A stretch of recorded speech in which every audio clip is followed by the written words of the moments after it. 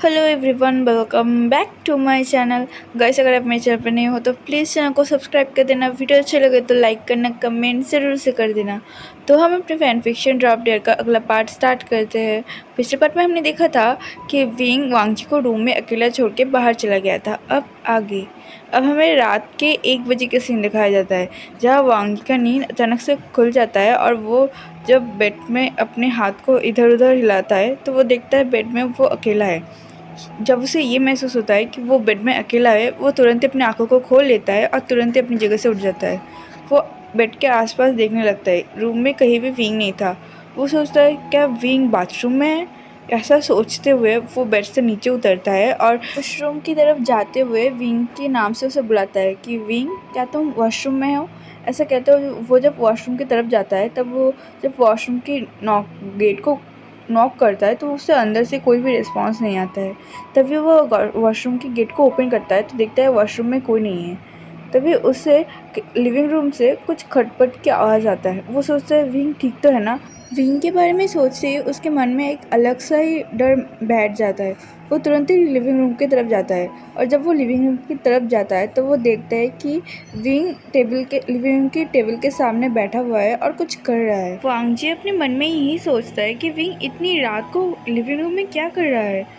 वो पहले तो देखने की कोशिश करता है, लेकिन जब उसे कुछ नहीं दिखता है तो पीछे से विंग की नाम लेके बुलाता है। विंग माचिस से कैंडल को जला रहा था और वांगजी के ऐसे सडन उसे बुलाने से विंग का ध्यान भटक जाता है और डर के मारे वो जो मैचिस में आग लगा हुआ था वो उसके हाथ में लग जाता है। वो तुरंत ही उस माचिस के लकड़ी को अपने हाथ से छुड़ाता है और अपनी जगह से खड़ा हो जाता है। उसका दिल बहुत ही तेज़ तेज़ धड़कने लगा था। विंग बहुत ही छोटी छोटी बातों में डर जाता था और ये वांगजी को भी पता था। वो तुरंत ही विंग के पास आता है और उससे हक करते हुए कहता है, काम डाउन, मैं हूँ देखो। विंग भी अपने दिल पर हाथ रखता है और अपने सिर को नोट कर लेता है। वांगजी उसके हाथ को चेक करते हुए कहता है, तुम इतनी रात को माचिस से क्या कर रहे हो और तुम इतनी रात को यहाँ क्या कर रहे हो? विंग एक स्माइल करता है और अपने पीछे जो केक रखा हुआ था उस केक की ट्रे को उठाता है और वांगी के सामने करते हुए कहता है, हैप्पी बर्थडे लांसन। मैं तुम्हारे लिए और भी स्पेशल कुछ करना तो चाहता था, लेकिन मुझे समझ नहीं आ रहा था कि मैं तुम्हारे लिए ऐसा क्या करूं जो तुम्हारे लिए परफेक्ट हो। तो मेरे दिमाग में बस यही आया कि मैं तुम्हारे लिए अपने हाथों से केक बना सकूं। ऐसा कहते हुए वो उस केक को वांगी के सामने कर देता है। वांगजी जब उस केक को देखता है तो उसका नज़र उस केक से हट ही नहीं रहा था। विंग को लगता है शायद वांगजी को ये सरप्राइज़ पसंद नहीं आया, इसलिए वो एक नर्वसली स्माइल करते हुए कहता है, मुझे पता है ये सरप्राइज़ बहुत ही ज़्यादा छोटा है, लेकिन मेरे दिमाग में कुछ आ ही नहीं रहा था कि मैं तुम्हारे लिए क्या स्पेशल करूँ। इसलिए मैंने सोचा कि मैं तुम्हारे लिए रात के 12 बजे केक बनाऊँगा, लेकिन शायद तुम्हें ये सरप्राइज़ पसंद नहीं आया। ऐसा कहते हुए वो उस केक को हटाने ही वाला था कि वांगजी तुरंत ही उस केक को पकड़ता है, उसे साइड की टेबल में रखता है और विंग को कस के हक कर लेता है। वांगजी के ऐसे सडन रिएक्शन से विंग बहुत ज़्यादा शॉक हो जाता है।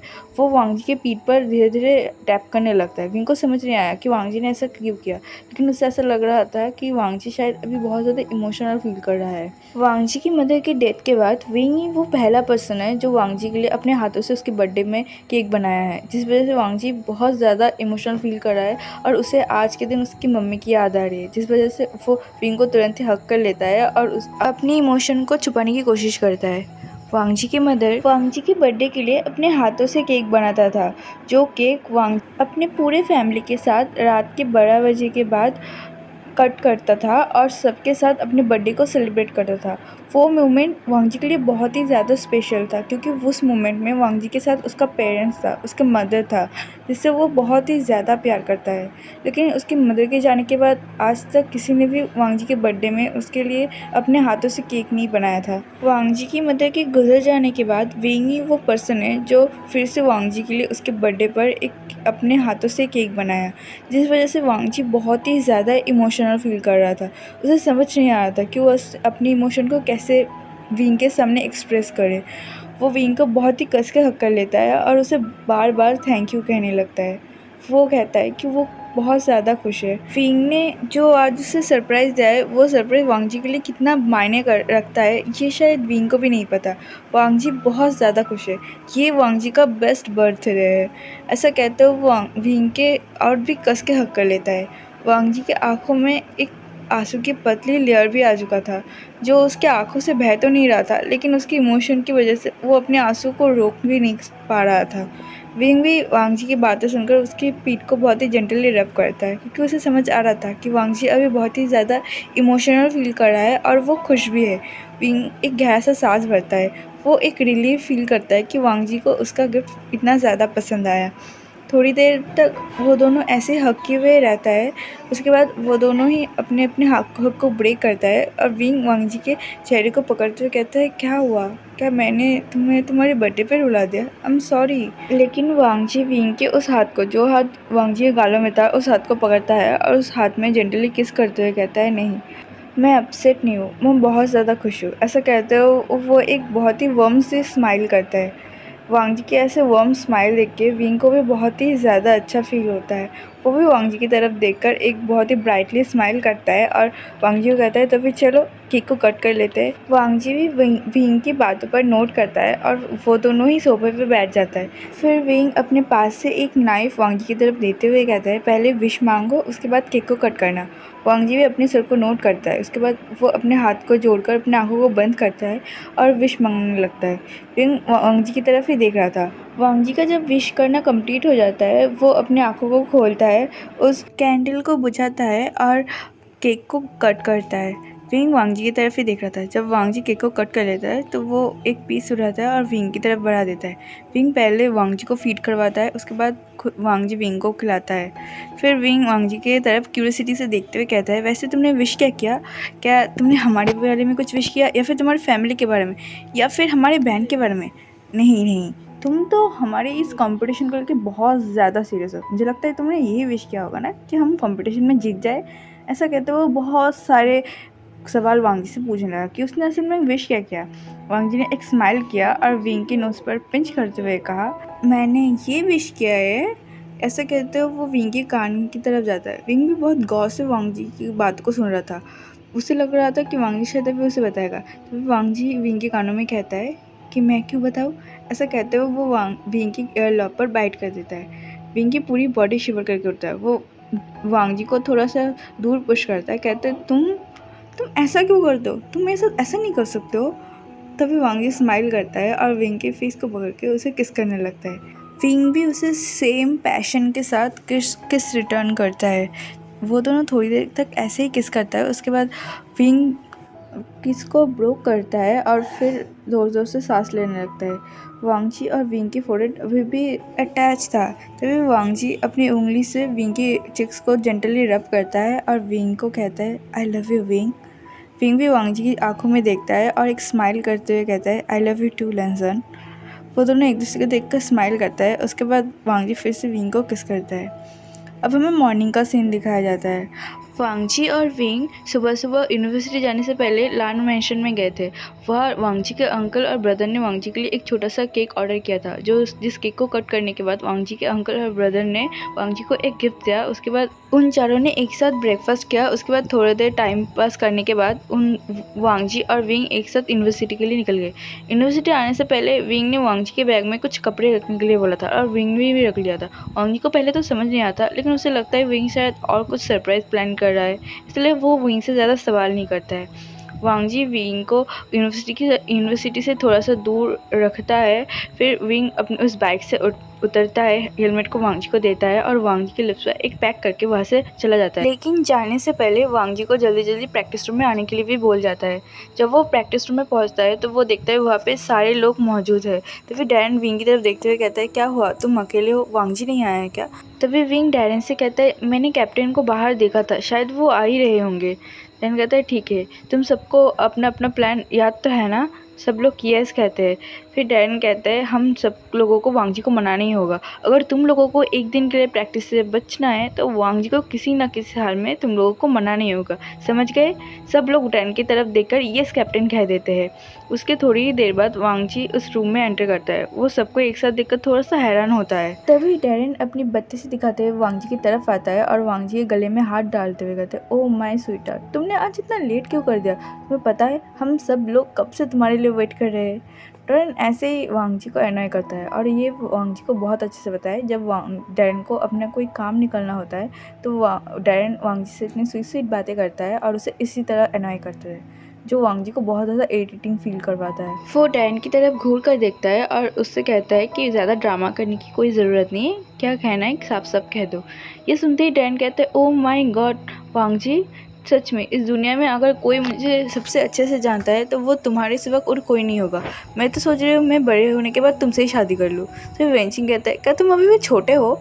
तो डैरेन कहता है, नहीं मैं छोटा तो नहीं हूँ, लेकिन अभी भी मेरा एंजॉय करने का एज है, इसीलिए मैं थोड़ा और बड़ा हो जाऊँ, उसके बाद मैं अपने बेस्ट फ्रेंड से शादी कर लूँगा। ऐसा कहते हुए वो वांग जी के गले में हाथ डालने ही वाला था कि वांग जी उसके हाथ पे स्लैप कर देता है और उसे अपने से थोड़ा सा दूर कर देता है, जैसे कि वो डैरेन की बातों पर बिल्कुल भी एग्री नहीं है।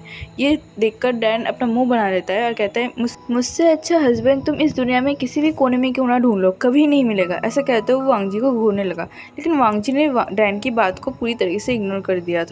तभी वांग जी वेंचिंग की तरफ देखते हुए कहता है, क्या हुआ, तुम लोग यहाँ एक साथ क्या कर रहे हो? तभी वेंचिंग एक नर्वसली स्माइल करते हुए कहता है कि तुम्हें पता ही तो है ना कि हम लोगों का सामने ही कंपटीशन है, तो हम लोग सोच रहे हैं कि क्यों ना हम कहीं बाहर जाए और बाहर जाके एक तगड़ा प्रैक्टिस करें और उसके बाद थोड़ा सा एंजॉयमेंट करें, क्योंकि हम कब से एक तरीके से प्रैक्टिस कर रहे हैं, ऐसे तो सारे लोग बोर हो जाएंगे। और डांसिंग और सिंगिंग ये सब तो एंटरटेनमेंट की चीज़ है ना, अगर लोग इससे बोर हो जाए तो हम किसी भी हाल में कंपटीशन नहीं जीत सकते। तो हम यही सोच रहे थे कि क्यों ना आज हम किसी रिसोर्ट में जाके टाइम बिताए। तभी वांग जी कहते हैं, प्रैक्टिस, सच में? वेंचिंग को पता है वांग जी बहुत ज़्यादा स्मार्ट है, क्योंकि उन लोगों को अगर प्रैक्टिस ही करना तो वो यहाँ भी कर सकते हैं, और पिकनिक में ही जाना तो आसपास कहीं भी जा सकता है, इसके लिए किसी रिसोर्ट में जाके प्रैक्टिस करना ये काफ़ी ज़्यादा चाइल्डिश है।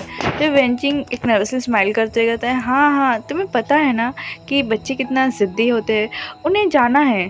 तभी सारे जूनियर जो वहाँ पे टीम के न्यू जूनियर्स है वो सब लोग वांग की तरफ देखते हुए कहते हैं, हाँ कैप्टन, हमें जाना है, प्लीज़ प्लीज़ आप मान जाइए। तभी वांग जी एक शाय करता है, फिर उन सब की तरफ देखते हुए कहते हैं, वैसे भी मेरे ना कहने से भी कोई फ़ायदा नहीं होने वाला, तुम लोगों को देख के ऐसा लग रहा है कि तुम लोग ऑलरेडी रेडी होके आए हो। ये सुनने के बाद डैरेन स्माइल करते हुए कहता है, बिल्कुल सही पकड़े, हम सब लोग रेडी हो गए हैं, और अगर तुम ना भी कहे तो हम तुम्हारे मुँह हाथ पैर को बांध के वैन में पीछे फेंक कर ले जाएंगे। ऐसा कहते हुए वांग जी की तरफ देखने लगा। डैरेन की ऐसी बातों से वांग जी बहुत ज़्यादा अनॉय होता था, वो बस डैरेन के ऊपर ग्लेयर करने के अलावा और कुछ नहीं कर सकता था, और डैरेन भी इस बात का पूरा फ़ायदा उठाता था।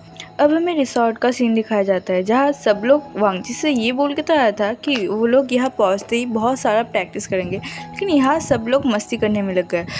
कुछ लोग स्विमिंग करने में, कुछ लोग एक साथ बातें करने में, और कुछ लोग बारबेक्यू सेट करने में लग जाते हैं, क्योंकि रात में बारबेक्यू बनाने वाला है सब लोग। तभी वांग जी डैरेन, वेंचिंग और अपने टीम के सारे मेंबर की तरफ देखते हुए कहता है, क्या ये तुम लोगों का प्रैक्टिस है? ये सुनने के बाद वेंचिंग, डैरेन, शुयांग, शाओशिनचैन ये सब भी वांग जी की तरफ देखते हुए कहते हैं कि छोड़ भी दो, वैसे भी ये लोग बहुत दिनों से बहुत ज़्यादा प्रैक्टिस कर रहे हैं, अगर एक दिन के लिए उन्हें थोड़ा सा छूट दिया जाए तो ये बुरा नहीं है वांग जी। ऐसा कहते हुए वांग जी को मनाने की कोशिश करने लगा। वांग जी एक शाय करता है और फिर स्विमिंग पूल के दूसरी तरफ चला जाता है, जहाँ विंग, न्योहसंग और बोचंग बैठा हुआ था, और वो तीनों एक साथ बात कर रहे थे। तभी वांग जी वहाँ पे पहुँचता, जिंगी कहाँ से टपक पड़ता है और विंग के पास आके विंग से बात करने लगता है। जो देखकर वांग जी की पूरी बॉडी में आग लग जाती है। वो तुरंत विंग के पास जाता है और विंग की दूसरी साइड बैठ जाता है। न्योसंग विंग के बिल्कुल करीब बैठा हुआ था। जब वांग जी न्योसंग और विंग के बीच बैठ जाता है, न्योसंग थोड़ा सा दूर बैठ जाता है। न्योसंग को बहुत अजीब लगता है, क्योंकि वो विंग के पास बैठा हुआ था, लेकिन वांग जी कहाँ से पता नहीं आ गया और विंग के पास आके बैठ गया। जो देखकर न्योसंग बोचंग के कानों में धीरे से कहते हैं, सच में मैंने कभी सोच भी नहीं सकता था कि हमारे कैप्टन इतना ज़्यादा जेलस भी हो सकता है, वो भी हमारे विंग के लिए। ऐसा कहते हुए वो स्माइल करने लगा। बोचंग भी धीरे धीरे स्माइल कर रहा था, लेकिन वांग जी और जिंगी ये दोनों एक दूसरे को घूर रहे थे, और विंग उन दोनों के बीच में बस सोच रहा था कि मैं इन दोनों के बीच से कैसे निकलूँ। उसे अब बहुत ज़्यादा एनॉय लगता था वांग जी और जिंगी का ऐसे रिएक्शन। उसे तो समझ नहीं आता था। पहले तो जिंगी उससे इस तरह से बात करता था, उसके बाद वांग जी के ऐसे जेलस होना विंग को कभी कभी बहुत अच्छा फील करवाता था, कभी कभी विंग इतना ज़्यादा एनॉय हो जाता था, उसे ऐसा लगता था कि वांग जी और जिंगी को एक रूम में बंद कर दे और वो उस रूम से बाहर निकल जाए। उसके बाद उन दोनों को जितना मर्जी उतना स्टीयरिंग गेम खेलना है तो खेल ले। विंग बहुत ज़्यादा एनॉय हो रहा था और वो बस शाय कर रहा था। उसके बाद वो न्योसन की तरफ देखता है और फिर कहता है चलो हम लोगों को शायद यहाँ से जाना चाहिए। तभी वांगची उस जगह से खड़ा हो जाता है और विंग के हाथ को पकड़ते हुए कहता है चलो मुझे तुमसे कुछ बात करनी है। विंग वांगजी की तरफ थोड़ी देर देखता है, उसके बाद अपने सर को नोट कर लेता है। फिर वो वांगजी के साथ वहाँ से चला जाता है। जिंगी वांगजी और विंग की तरफ ही देख रहा था। वो वांगजी और विंग की तरफ थोड़ी देर देखता है, उसके बाद वो ज़ाओलुशी के पास चला जाता है। ज़ाओलुशी भी उसी तरफ ही देख रहा था, लेकिन जब जिंगी ज़ाओलुशी के पास जाता है तभी ज़ाओलुशी का ध्यान भटकता है और वो जिंगी की तरफ देखता है। वांगजी सबके सामने विंग के हाथ को पकड़ते हुए उसे अंदर की तरफ ले जा रहा था। वहाँ पे मौजूद बहुत सारे लोग ये देख रहे थे। वेंचिंग और डैन की नज़र भी जब वांगजी की तरफ जाता है, वो लोग भी थोड़ा सा हैरान हो जाते हैं, क्योंकि वांगजी ऐसे अचानक से किसी को टच नहीं करता है। विंग वांगजी को रोकने की तो कोशिश करता है, लेकिन उसे पता है वो वांगजी के सामने कुछ नहीं है, इसलिए वांगजी जो करना चाहता है वो उसे करने देता है। वांगजी तुरंत ही विंग को अंदर ले आता है और उसे अपने रूम में ले जाता है। जब वो विंग को अपने रूम में ले जाता है, वो तुरंत ही दरवाजे को बंद करता है, विंग को उस दरवाजे पे पिन करता है और फिर उसे किस करने लगता है। वांगजी विंग को बहुत ही रफली और एग्रेसिवली किस कर रहा था। विंग को समझता आ रहा था कि वांगजी ये जेलसी में कर रहा है, लेकिन फिर भी वो वांगजी के बालों को धीरे धीरे सहला रहा था और उसे धीरे धीरे अपनी किस को रिटर्न कर रहा था, क्योंकि वो वांगजी को और ज़्यादा गुस्सा नहीं दिलाना चाहता। वांगजी विंग की दोनों लिप्स को अपने पूरे माउथ में ले लेता है और उसे बहुत ही एग्रेसिवली सक और बाइट करने लगता है। विंग को महसूस हो रहा था कि उसकी लिप में बहुत ज़्यादा निशान पड़ रहा है, लेकिन वो अभी वांगजी को रोक भी नहीं पा रहा था, क्योंकि वो लोग रिसॉर्ट में हैं। विंग बिल्कुल नहीं चाहता कि उसके लिप्स में ऐसी कोई दाग रहे जिससे लोगों के दिमाग में कुछ इम्प्रॉपर थॉट आए उनके खिलाफ, लेकिन वो वांगजी को रोक भी नहीं पा रहा है। वांगजी के स्ट्रेंथ के सामने विंग ज़ीरो है, इसलिए वो अपने स्ट्रगल करना छोड़ देता है और बस वांगजी के शोल्डर को बहुत ही कस के पकड़ लेता है। जब वांगजी को लगता है कि विंग बिल्कुल ब्रेथलेस हो चुका है, तब वांगजी विंग के लोअर लिप पर एक हार्श बाइट करके विंग के लिप्स को छोड़ देता है। वांगजी को विंग के लिप्स को छोड़ते ही विंग बहुत ही ज़ोर ज़ोर से सांस लेने लगता है। विंग खुद को काम कर ही रहा था कि वांगजी की नज़र फिर से विंग के उस लिप पर जाता है और उस लिप पर लगे हुए वांगजी के मार्क पर जाता है, जहाँ पर वांगजी धीरे से अपने फिंगर को फिराते हुए कहता है कि मैंने तुम्हें कहा था ना कि तुम जिंगे से दूर रहोगे। विंग खुद को काम कर रहा था, तभी विंग खुद को काम करते हुए वांगजी की तरफ देखता है। फिर वो एक गहरी सी सांस भरता है और वांगजी के चिक्स पर अपने हाथ को रखते हुए कहता है कि मैं उससे दूर ही रह रहा हूँ। अगर वो मुझसे बात करेगा तो मैं उसे इग्नोर तो नहीं कर सकता हूँ ना। वैसे भी वो बस मुझसे नॉर्मली बात कर रहा था। तभी वांगजी विंग की तरफ देखते हुए कहता है कि नॉर्मली बात कर रहा था ठीक है, लेकिन तुम्हारे साथ इतना चिपक के बैठने की क्या ज़रूरत थी। ऐसा कहते हुए वो एक पाउट कर लेता है। वांगजी अभी बहुत ज़्यादा अडरबल लग रहा था। थोड़ी देर पहले उसका एक्सप्रेशन बहुत ज़्यादा डार्क था, लेकिन अब बहुत ज़्यादा क्यूट बन चुका था।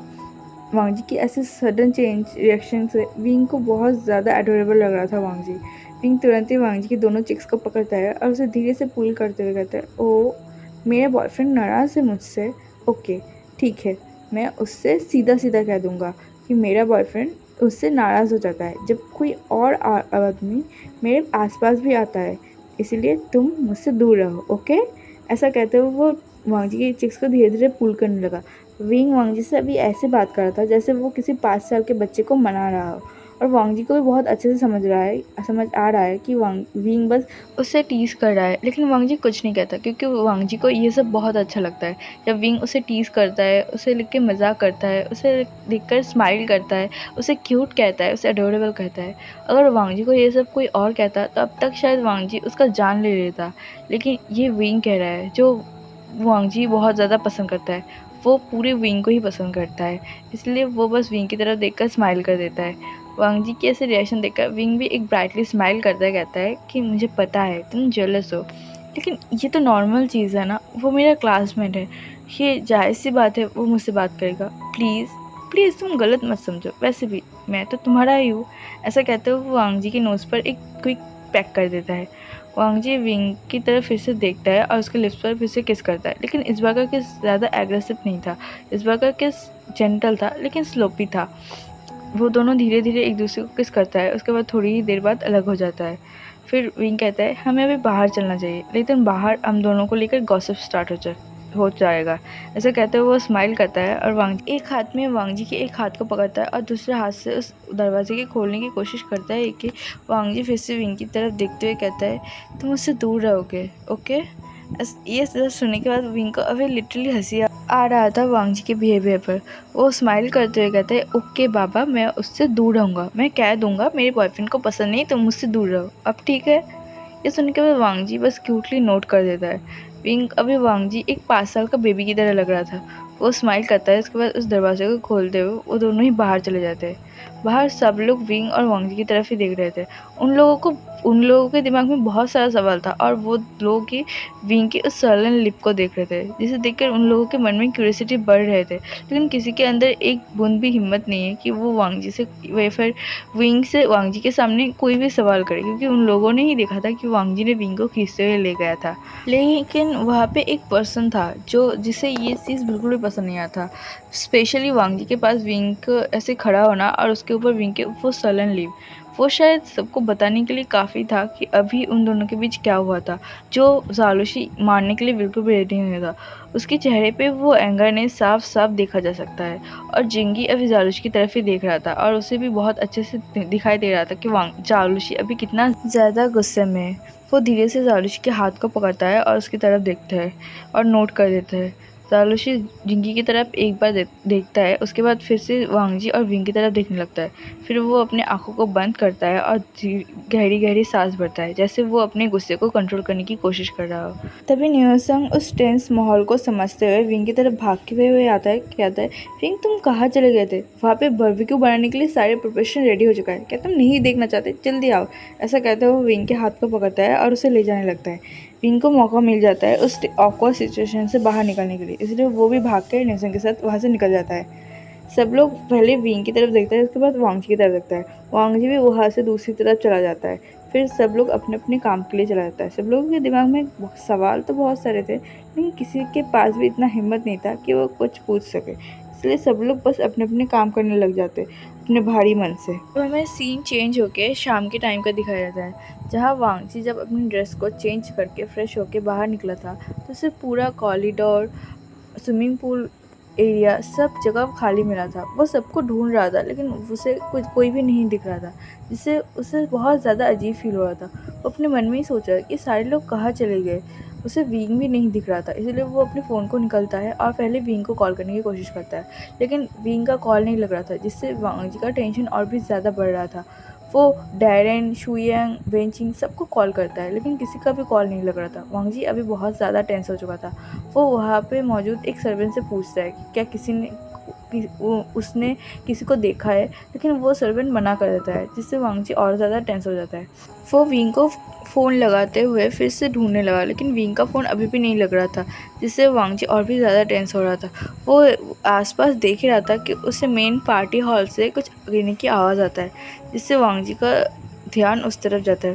वो तुरंत ही पार्टी हॉल की तरफ भागता है और जब वो गेट ओपन करता है तो पार्टी हॉल का सारा लाइट अचानक से ऑन हो जाता है और बहुत सारे इंसान मिलकर वांग जी की तरफ देखकर सरप्राइज़ चिल्लाता है और उसके ऊपर बहुत सारे पार्टी पेपर्स और लाइट की बरसात हो जाता है।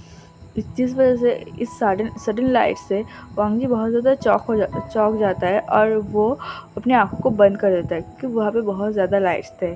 फिर वांग जी धीरे धीरे जब अपनी आँखों को खोलता है तो वो देखता है वहाँ पे सारे फ्रेशियर्स, सारे सीनियर्स, कैप टीम के सारे लोग थे और वहाँ पे विंग भी था, जो वांग जी की तरफ देखकर एक ब्राइटली स्माइल कर रहा था।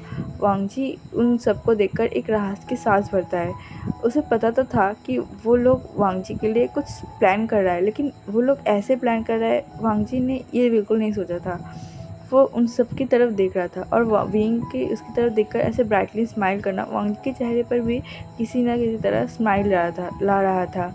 वांग जी उन सब की तरफ देखता है। तभी शुयांग और डैरेन वांग जी के पास आता है और वांग जी के दोनों हाथों को पकड़ते हुए कहता है कि तुमने तो हमें बहुत आसानी से ढूंढ लिया, हमें लगा था कि तुम शायद अभी रोने लगोगे हम लोगों को ना देखते हुए। ऐसे कहते हुए वो वांग जी के सामने ले जाने लगा। वांग जी को बहुत अच्छे से समझ आ रहा था कि अभी भी डैरेन उसका टांग खींच रहा है, इसलिए वो बस डैरेन को ग्लेयर देता है और कुछ नहीं कहता है। तो वेंचिंग स्माइल करते हुए कहता है कि यहाँ पे जो कुछ भी है इन सारे सब कुछ पता है किसने किया है? हमारे फ्रेशर्स ने। हमें तो लगा ही नहीं था कि हम तुम्हारे नज़र से बचते हुए ये सब कुछ कर पाएंगे, लेकिन इन सारे फ्रेशर्स इतना ज़्यादा स्मार्ट है, तुम्हारे नज़र से बचते हुए इन लोगों ने सब कुछ कर दिया। ऐसा कहते हुए वो स्माइल करने लगा। तभी वांग जी उन सब की तरफ देखता है, उसके बाद उन सबको थैंक यू कहता है और कहता है ये सब कुछ करने की कोई ज़रूरत नहीं था। लेकिन सब लोग वांग जी की तरफ स्माइल करते हुए कहते हैं कि हम लोगों ने बस आपके लिए ये सब किया है और हम लोग ये करना भी चाहते थे।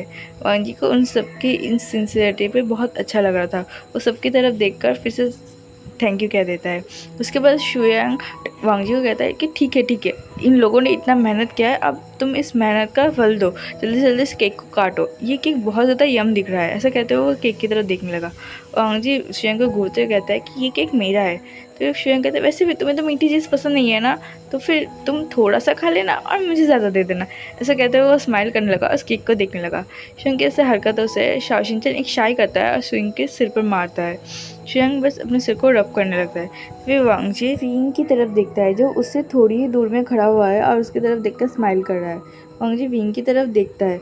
उसका मन तो था कि वो विंग को अभी अपने पास बुलाए और उसके साथ मिलकर इस केक को कट करे, लेकिन वो अभी ऐसा नहीं कर सकता है, इसलिए वो बस विंग की तरफ देखकर एक स्माइल कर देता है। उसके बाद विंग उसकी तरफ देखकर नोट कर देता है। फिर वांग जी केक के पास जाता है, उस कैंडल फिर विश करता है, उसके बाद उस कैंडल को बुझाता है, फिर एक नाइफ लेकर उस केक को कट करता है। सारे लोग वांग जी के लिए बर्थडे सॉन्ग गाने लगता है जो काफ़ी ज़्यादा चाइल्डिश था, जिसे देखकर वांग जी अपने मन में ही सोचता है क्या मैं कोई बेबी हूँ जो सब लोग मेरे लिए बर्थडे सॉन्ग गा रहा है। ये आइडिया डैरन का ही था। उसने जानबूझकर सबको कहा था कि वांग जी जब केक कट करे तब उसके लिए बर्थडे सॉन्ग गाया, और डैरन को बहुत अच्छे से पता है कि वांग जी को कैसे इरिटेट किया जाए। और डैरन अपने मकसद में कामयाब भी हो चुका था, क्योंकि वांग जी के चेहरे देख के ही समझ आ रहा था कि वांग जी बहुत ज़्यादा एनॉय हो रहा था, जिसे देखने के बाद डैरन बहुत ज़्यादा सेटिस्फाइड था। वांग जी का जब केक काटना हो जाता है तभी डैरन उसके पास आता है, इस होप से कि वांग जी अपने हाथों से उसे खाना उस केक को खिलाएगा। लेकिन वांग जी उस केक को कटने के बाद थोड़ा सा पीस लेता है और फिर अपने मुंह में डाल के डैरन की तरफ देखते हुए कहता है कि अगर तुम्हें केक खाना है तो खुद काट के खा लो। ऐसा कहते हुए वो वहाँ से चला जाता है। डैरन के लिए वो कुछ नया नहीं था, क्योंकि वांग जी कभी भी अपने हाथों से किसी को नहीं खिलाता था। वांग जी ऐसे ही हरकत करता था कि अगर डैरन व उसके टीम मेंबर उसके लिए सरप्राइज़ देने के लिए केक ले आता था तो वो केक खुद काटता था, कुछ थोड़ा सा खा लेता था और सबको कह देता था कि खुद काट के खा लो। वांग जी के वहाँ से हटने के बाद वेंजिंग केक के सामने आता है, उस केक को काटने लगता है और सबको एक एक पीस देने लगता है। वहाँ पे जितने भी लड़कियों ने सोचा था कि वांग जी शायद अपने हाथों से उन्हें खिलाएगा, उन सबकी सपनों में पानी गिर जाता है, क्योंकि वांग जी तो खुद खा के वहाँ से निकल गया। फिर भी वो लोग ये देख के खुश थे कि वो लोग वांग जी के बर्थडे पे पार्टिसिपेट कर पाए, इसलिए वो लोग ज़्यादा माइंड नहीं करते हैं और उस केक को खाने लगते हैं। सब लोग अपने अपने केक को एंजॉय करने के बाद फिर डैरन सबको कहता है कि सब लोग यहाँ पे तुम्हारे लिए कुछ स्पेशल करने वाले हैं। ये सुनकर वांग जी थोड़ा सा हैरान होता है। वो सबकी तरफ देखते हुए कहता है thank you so much, but तुम लोग क्या स्पेशल करने वाले हो? तभी वहाँ पे मौजूद एक जूनियर लड़की वांग जी की तरफ देखता है और शाइली स्माइल करते हुए कहता है कि ये सेलिब्रेशन तो सबकी तरफ से था, लेकिन हम लोग खुद से ही आपको कुछ गिफ्ट देना चाहते थे। ऐसा कहते हुए वांग जी की तरफ देखने लगा। तभी वांग जी एक स्मॉल सा स्माइल करते हुए कहता है ठीक है, अगर तुम लोग मुझे कुछ गिफ्ट देना चाहते हो तो दे सकते हो। तभी वो लड़की वांग जी के थोड़ा करीब आता है और वांग जी के हाथ में एक गिफ्ट का बॉक्स दे देता है। वांग जी उस गिफ्ट के बॉक्स को एक्सेप्ट करता है और उसे थैंक यू कह देता है। ऐसे धीरे धीरे जो भी वांग जी के लिए गिफ्ट लाया था वो वांग जी को देने लगता है। वांग जी भी सबके गिफ्ट को एक्सेप्ट करता है और उन्हें थैंक यू बोलता है। जब सबका गिफ्ट देना कंप्लीट हो जाता है तो वांग जी फिर से सबकी तरफ देखता है और अगेन सबको थैंक यू कहता है। सब लोग वांग जी को वेलकम कह देता है। फिर सब लोग अपनी अपनी तरह पार्टी को एंजॉय करने लगता है। कुछ लोग गेम्स खेलने लगते हैं, कुछ लोग ड्रिंक करने लगता है, कुछ लोग डांस करने लगते हैं। वांग जी भी अपने टीम मेंबर्स के सीनियर्स के साथ बैठकर बात करने लगता है। तो वे नियसंग विंग की तरफ आते हुए कहते हैं वैसे तुमने कैप्टन को कुछ नहीं दिया क्या? तुम कैप्टन को कुछ नहीं देने वाले, या फिर तुमने पहले ही कैप्टन को कुछ दे दिया है? फिर विंग स्माइल करते कहते हैं मैं वांग जी को अभी कुछ नहीं दूंगा, मैं उसे घर में दूंगा। ये सुनते ही नियसंग की आंखें बड़े हो जाते हैं, उसके दिमाग में कुछ और ही चलने लगे थे। फिर वो नियसंग एक स्मिक करता है और विंग की तरफ देखते हुए कहता है ओ हो तुम तो बहुत दूर की सोच के रखे हो। ऐसा कहते हुए वो विंग की तरफ देखकर एक डेविलिश स्माइल कर रहा था। विंग को समझ आ रहा था कि निहसंग कुछ गलत ही समझ रहा है, इसलिए विंग निहसंग के शोल्डर पर जोर से हिट करते हुए कहता है कि तुम निहसंग के बच्चे, मुझे लगता है तुम्हें रोमांटिक नोवेल पढ़ना बंद कर देना चाहिए। रोमांटिक नोवेल पढ़ के तुम्हारे दिमाग ये सब हो गया, ऐसा हो गया है। अभी मैं तुम्हारी दगा से कंप्लेन कर दूंगा क्योंकि तुम पूरा दिन रोमांटिक नोवेल पढ़ते रहते हो। ये सुनते ही निहसंग का मुंह बन जाता है। तुम हमारे कैप्टन के साथ लवी डवी हो सकते हो, तब कोई गलतफहमी नहीं, और मैं थोड़ा सा रोमांटिक नोवेल का पढ़ लूँ, इसमें मैंने कौन सी बड़ी पाप कर दी। हाँ, तभी विंग निहसंग की तरफ देखते हुए कहता है कि तुमने पाप नहीं किया, तुमने महापाप कर दिया रोमांटिक नोवेल पढ़ के। रोमांटिक नोवेल पढ़ के तुम्हारे दिमाग खराब हो चुका है। ऐसा कहते हो निहसंग को चिढ़ाने लगा। तभी निहसंग कहता है, अगर तुमने मेरी दगा को कुछ भी बताया तो फिर मैं कैप्टन को बता दूंगा कि तुम बचपन में क्या क्या करते थे। ये सुनते ही विंग का चेहरा पीला पड़ जाता है। वो निहसंग की तरफ घूरते हुए कहता है कि तुम कुछ नहीं बताओगे कैप्टन को। तो निहसंग एक डेविल स्माइल करते कहता है, अगर तुमने मेरी दगा को कुछ भी बताया या फिर मेरे खिलाफ एक भी कंप्लेन किए तो फिर मैं तो कैप्टन को सब कुछ बता दूंगा। ऐसा कहते हुए वो अपनी न्यूज़ को देखने लगा। तो विंग उसकी तरफ घूरते कहता है, ठीक है, मैं कुछ नहीं बताऊंगा, लेकिन तुम भी कैप्टन को कुछ नहीं बताओगे। वो दोनों ऐसे ही आर्ग्यू कर रहे थे, तभी उनके पास बोचैंग और जिंगी और जालूसी आ गए। वो दोनों विंग और निहसंग के पास आते हैं, कहते हैं, तुम लोग फिर से झगड़ क्यों रहे हो। निहसंग और विंग इन दोनों को जब महसूस होता है कि उनके पास और भी लोग आ गए हैं तो वो दोनों ही उन लोगों की तरफ देखने लगता है। तभी निहसंग जिंगी की तरफ देखते हुए कहता है कि विंग की तो आदत ही है झगड़ा करना, पता नहीं उसके हस्बैंड का क्या होगा जो उसके साथ शादी करेगा, उसका तो पूरा लाइफ ही ख़राब हो गया। ऐसा कहते हुए वो अपने सिर को शाय करने लगा। निहसंग की ऐसी बातें सुनकर विंग उसे घूरने लगा था, लेकिन निहसंग विंग के ऐसे गेस को बिल्कुल अवॉइड कर रहा था। निहसंग की ऐसी बातें सुनकर जिंगी स्माइल करते कहता है, मुझे नहीं लगता विंग का जो हस्बैंड होगा वो बहुत ज़्यादा लकी होगा, क्योंकि वो विंग से शादी जो करने वाला है। ऐसे कहते हुए वो स्माइल करने लगा। जिंगी की बातें बहुत अजीब था, जैसे वो कुछ बताना चाहता था, लेकिन निहसंग, बोचंग और विंग ये तीनों ही जिंगी की बातों को अवॉइड कर लेता है और उसकी बातों को थोड़ा लाइटली लेता है। तभी जालूसी उन सब की तरफ देखते हुए कहता है, क्या तुम लोग ड्रिंक नहीं लोगे। ये सुनते ही निहसंग और बोचंग तो मान जाता है, लेकिन विंग मना कर देता है क्योंकि वो अल्कोहल ज़्यादा टॉलरेट नहीं कर पाता है। तभी निहसंग कहता है, ओहो, तुम अभी भी बच्चे हो विंग। ये सुनने के बाद विंग निहसंग को घूर के देखता है, कहता है, मैं बच्चा नहीं हूँ, बस मैं तुम्हारी तरफ बिगड़ैल नहीं हूँ। ये सुनने के बाद निहसंग कहता है, ओ माय गॉड विंग, अब तुम अल्कोहल टॉलरेट नहीं कर सकते हो, इसका मतलब तुम बच्चे हुए। अल्कोहल जो टॉलरेट कर सकता है वो बिगड़ैल नहीं हो सकते, वो बड़े कहलाते हैं। ऐसा कहते हुए वो स्माइल करने लगा, जैसे वो विंग को टीज कर रहा हो, लेकिन विंग अभी निहसंग के साथ आर्ग्यू नहीं करना चाहता था, इसलिए वो अवॉइड करता है और जालूसी की तरफ देखते ही कहता है कि मैं अल्कोहल नहीं कंज्यूम करूँगा। तो फिर जालूसी कहता है, ओके, तो फिर तुम्हारे लिए एक नॉर्मल सॉफ्ट ड्रिंक क्यों ना हम मंगवा ले। ये सुनने के बाद विंग जालूसी की तरफ देखकर ओके कह देता है। फिर वो सब लोग ड्रिंक एरिया में चला जाता है जहाँ पे अल्कोहल सर्व हो रहा था। विंग भी उन सब के पास ही चला जाता है, लेकिन वो अल्कोहल नहीं लेता, सब लोग अल्कोहल लेने शुरू कर देता है। तभी जिंगी जूस कॉर्नर से विंग के लिए एक जूस का ग्लास ले आता है और विंग की तरफ पास कर देता है। वो एक ऑरेंज जूस है। विंग जिंगी की तरफ देखकर स्माइल करता है और जूस की ग्लास को उठा लेता है। वांगजी का नज़र जब विंग की तरफ जाता है तो वो देखता है विंग अल्कोहल कॉर्नर में खड़ा हुआ है। जब वांगजी विंग को ठीक से देखता है तो वो देखता है विंग के हाथ में एक जूस की बोतल है, जिसे देखकर वांगजी एक रिलीफ का सांस भरता है। उसे लगता है विंग शायद ड्रिंक नहीं कर रहा है। तभी वो विंग के पास जाने ही वाला था कि डैरन उसके पास आता है, कहता है कि मैंने ना यूहो यूनिवर्सिटी से भी उसके कैप्टन को यहाँ पे इनवाइट किया था, मुझे लगता है तुम्हें उनसे थोड़ी देर मिलना रहना चाहिए। ये सुनने के बाद वांगजी नोट करता है, फिर वो एक नज़र विंग की तरफ डालता है जो निहसंग और बोचे के साथ बात कर रहा था। फिर वो डैरन के साथ उनसे बात करने के लिए चला जाता है। विंग धीरे धीरे उस जूस को पी रहा था और सबके साथ बात कर रहा था। निहसंग और बोचंग उन सबके साथ ही खड़ा हुआ था और उन सबसे बात कर रहा था। धीरे धीरे विंग अपनी सारे जूस को फिनिश कर देता है और जब 10 मिनट हो जाता है उन सबका साथ बैठ के बात करना, फिर विंग को अचानक से थोड़ा सा डिजीनेस फील होने लगता है। उसे थोड़ा सा अजीब फील हो रहा था, इसलिए वो सबसे एक्सक्यूज़ करता है और वॉशरूम की तरफ चला जाता है। जालूसी विंग की तरफ देख रहा था और डैरन भी विंग की तरफ ही देख रहा था। निहसंग और बोचंग तो ड्रिंक करने में बिजी था। उन्हें पता नहीं क्यों ये ड्रिंक बहुत ज़्यादा हैवी लग रहा था, लेकिन फिर भी वो इस ड्रिंक को करना छोड़ नहीं पा रहा था।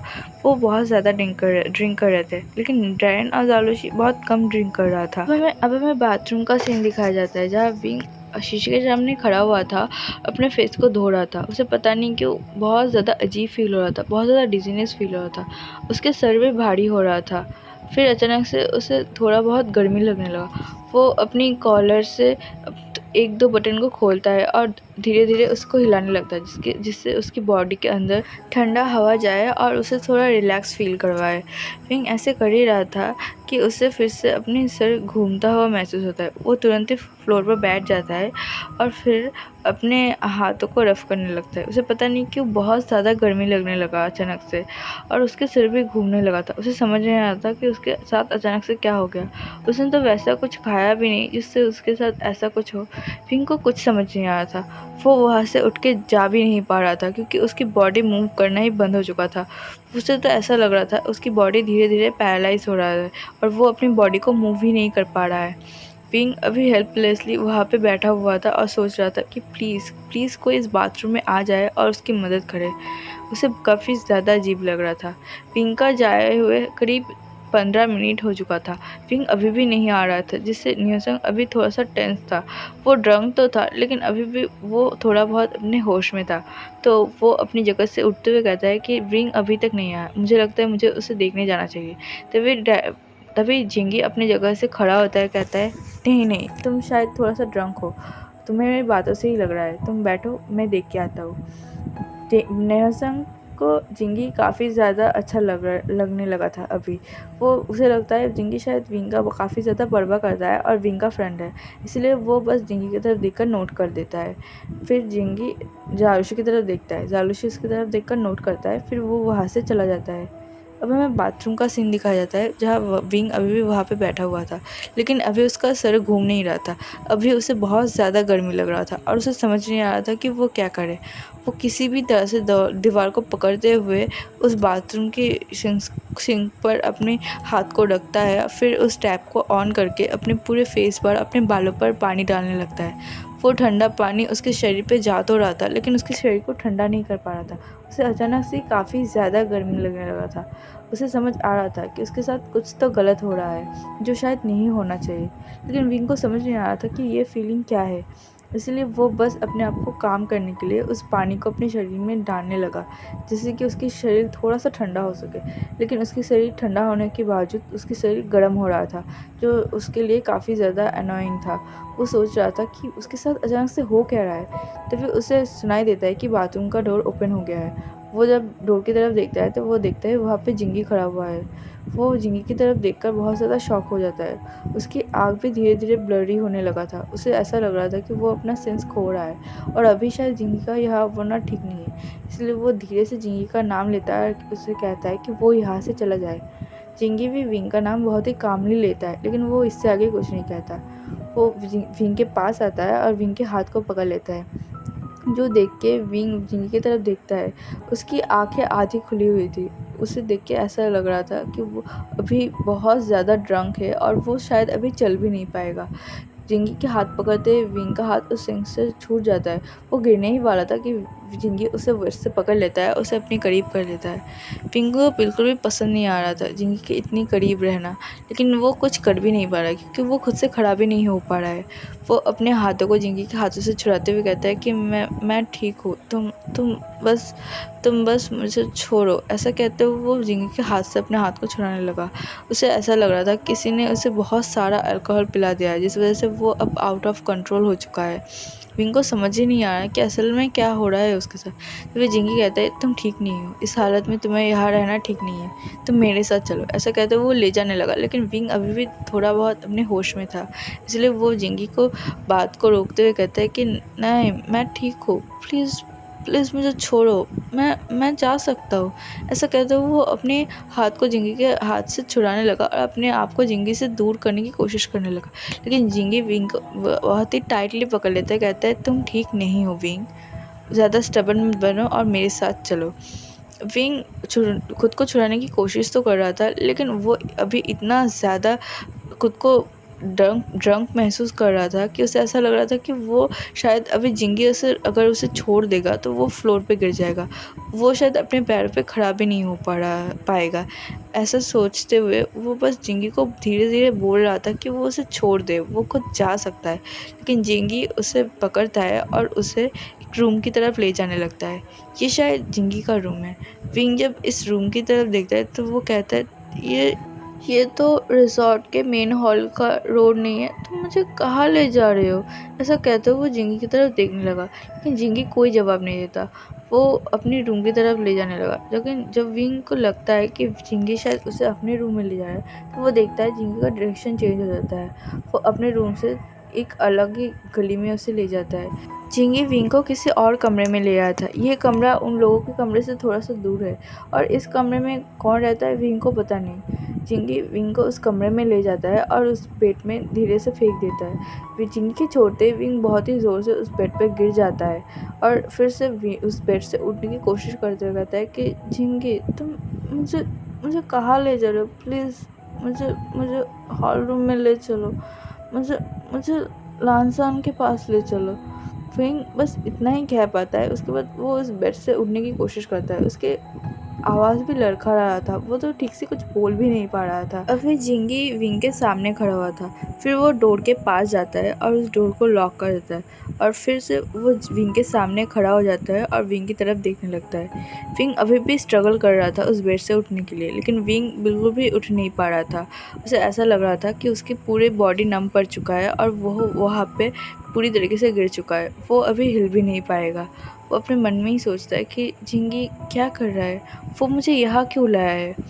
अब हमें रिसोर्ट के हॉल रूम का सीन दिखाया जाता है, जहाँ वांग जी जोहो यूनिवर्सिटी की कैप्टन से बात करने के बाद उस विंग के तरफ आने लगता है, जहाँ पे विंग अपने दोस्त के साथ बैठकर हैंग आउट कर रहा था।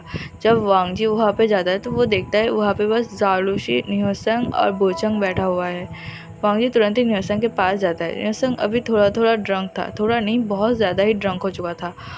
लेकिन बोचंग अभी भी उतना ड्रंक नहीं था, वो अभी भी अपने होश में था, क्योंकि बोचंग के अल्कोहल कंज्यूम करने की कैपेसिटी न्योसंग से काफ़ी अच्छा था। वे वांग जी न्योसंग और बोचंग की तरफ देखते हुए कहता है कि विंग कहाँ है? विंग तो तुम लोगों के पास ही था ना? बोचंग कहता है हाँ वो हमारे साथ ही था, लेकिन अचानक से उसे थोड़ा सा अजीब फील होने लगा, इसलिए वो वॉशरूम गया था।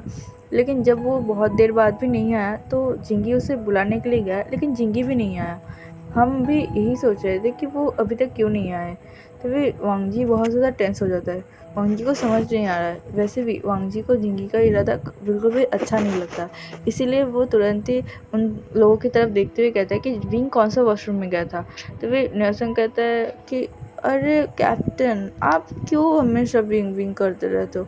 हम भी तो है ना, हमें पता है कि विंग और आप और विंग बहुत अच्छे दोस्त है, लेकिन फिर भी विंग विंग विंग करना बंद कीजिए। ऐसा कहते हुए वो वांग जी के चेस्ट पर पोक करने ही वाला था कि बोचेंग तुरंत ही न्योसंग के दोनों हाथ को पकड़ लेता है और उसे अपने पीछे करते हुए कहता है कि तुम अपने होश में नहीं हो, चुप रहो और बिल्कुल भी बात मत करो। बोचेंग के से डांट सुनकर न्योसंग के चेहरा बिल्कुल रोने सूरत हो जाता है। वो कहता है तुम मुझे डांट कैसे सकते हो? तुम कैप्टन के लिए मुझे डांट रहे हो, तुम बहुत बुरे हो। ऐसा कहते हुए वो बोचंग से अपने हाथ को छुड़ाने लगा, लेकिन बोचंग फिर भी न्योसंग को कंट्रोल करते हुए वांग जी की तरफ देखते हुए कहता है वो शायद हॉल रूम के पास वाले वॉशरूम में गया होगा, आप प्लीज़ वहाँ जाके देखिए। ये सुनने के बाद वांग जी तुरंत ही नोट करता है और वहाँ से जाने ही वाला था कि जालोशी वांग जी को रोकते कहता है कैप्टन रुक जाए, मुझे नहीं लगता कि आपको वहाँ जाना चाहिए। विंग वहाँ ठीक होगा, वैसे भी जिंगी वहाँ है, वो विंग को संभाल लेगा, तो आप प्लीज़ इस पार्टी को एंजॉय कर लीजिए। हम सारे जूनियर्स मिलके आपके लिए इस पार्टी को ऑर्गेनाइज किया है, तो प्लीज़ आप ऐसे मत जाइए। ऐसे कहते हुए वो वांग जी को रोकने की कोशिश तो करने लगा, लेकिन वांग जी कहते हैं कि मैं थोड़ी देर बाद भी यहाँ आ सकता हूँ, तुम लोग एंजॉय करो, मैं थोड़ी देर बाद आता हूँ। ऐसे कहते हुए वो जालूशी की बात को इग्नोर करते हुए वहाँ से चला जाता है। जालूशी वांग जी को रोकना तो चाहता था, लेकिन वो रोक नहीं पाता। उसके बाद वो अपने मन में कुछ सोचता है और एक एवल से स्माइल करता है।